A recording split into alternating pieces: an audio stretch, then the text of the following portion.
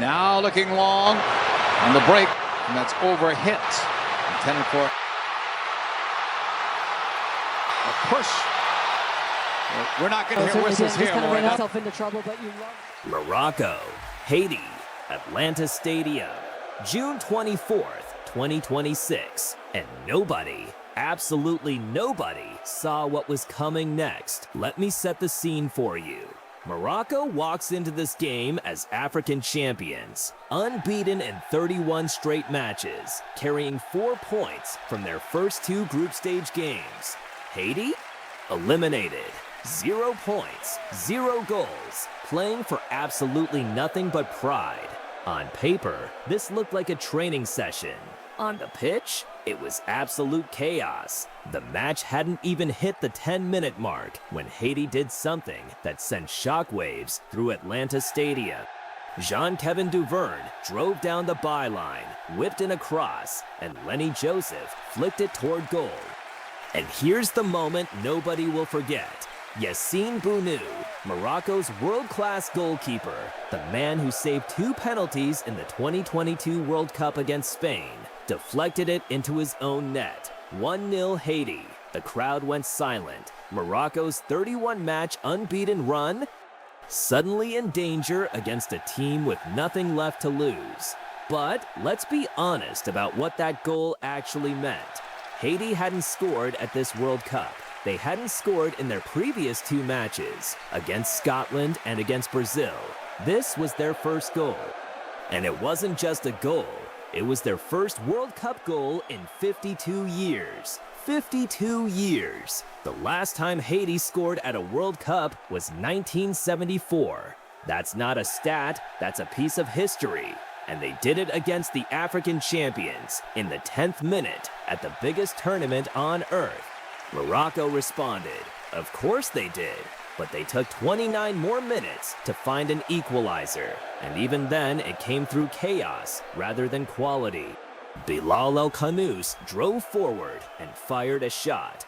Goalkeeper Johnny Placide, 38 years old, playing his final international match, could only parry it. And there was Achraf Hakimi, 99th cap for Morocco, captain PSG's Champions League winner, bundling the ball over the line. 1-1. Order restored, or so Morocco thought, because 4 minutes later, Wilson Isidor happened. The Sunderland striker, Sunderland, let that sink in, picked up a loose ball outside the penalty area, and absolutely launched it into the top left corner. No hesitation, no second thought. Just a thunderbolt that arrowed past Bounou and crashed into the net. 2-1 Haiti. The commentators lost their minds. Hakimi was visibly furious. The Morocco bench couldn't believe it. And Isidor's strike? Multiple outlets are calling it the goal of the tournament so far. Not of the game, of the entire 2026 World Cup. And it came from a team that was already eliminated. Now Morocco are behind again. Now the crowd is buzzing. Now there is genuine panic inside the Atlas Lions camp, because if this scoreline holds, or gets worse, their group situation gets complicated. They needed to win this game comfortably to have any chance of topping Group C above Brazil. Trailing 2-1 to a team with nothing to lose is the absolute worst-case scenario. But then, stoppage time of the first half. Hakimi again. The captain refuses to let this collapse. He drives forward on the right flank, slips a perfectly weighted ball behind the Haitian defense, and Ismael Saibari times his run perfectly, cuts inside, and slots it into the bottom left corner. 2-2, his 3rd goal in 3 World Cup games. Ismael Saibari, the Ajax midfielder, is running this tournament, and at halftime, after 45 minutes of absolute madness, the scoreline read 2-2.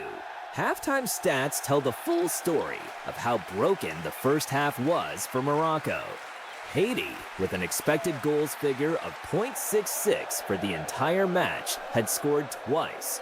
Morocco, the tournament's defensive giants, a team that had gone 13 consecutive matches without conceding more than 1 goal, had already conceded twice in 45 minutes to a team that was mathematically eliminated.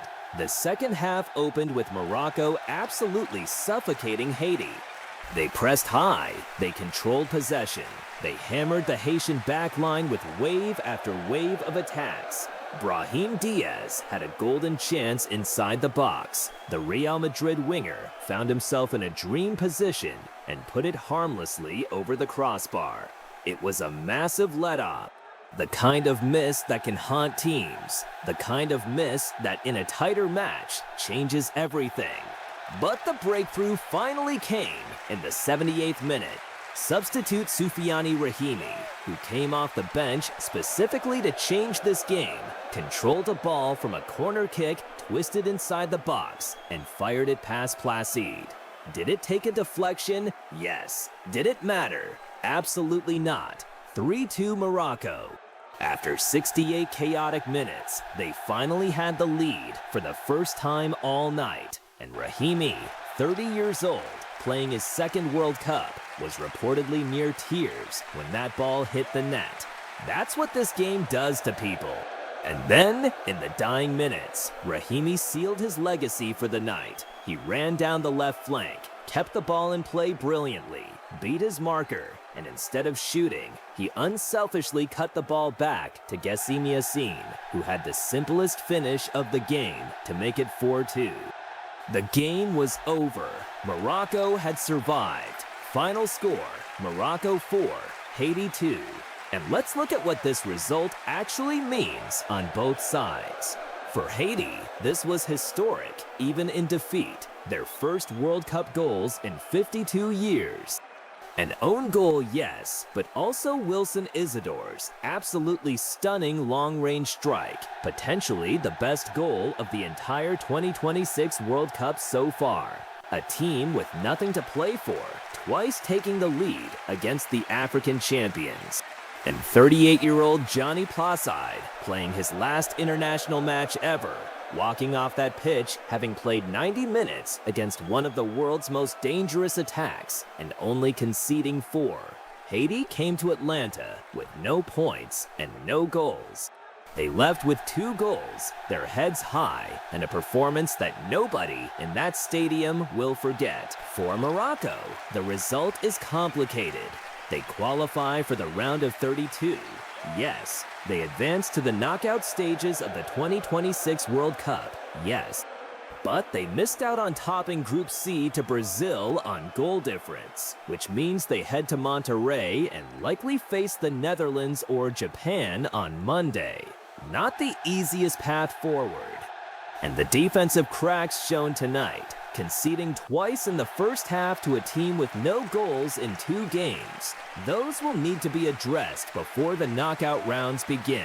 The XG numbers put it in brutal perspective. Morocco accumulated 3.26 expected goals. Haiti, 0.66. And yet at halftime, it was level.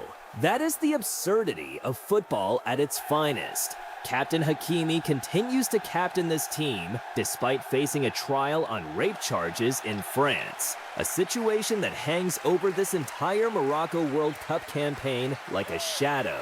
And yet he keeps delivering. 99 caps, a goal tonight, the catalyst for multiple attacks. Whatever you think of the situation off the pitch, on it, he remains one of the most dangerous right backs in the world. But ultimately, this match belongs to Haiti, a nation that has faced decades of earthquakes, political instability, and suffering, showing up at the FIFA World Cup and refusing to be a footnote, refusing to be the team everyone beats on the way to bigger things. Wilson Isidor's goal will be replayed for years.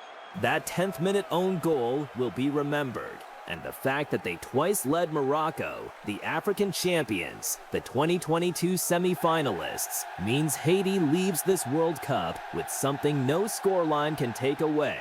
Morocco 4, Haiti 2, a scoreline that looks straightforward. A match that was anything but.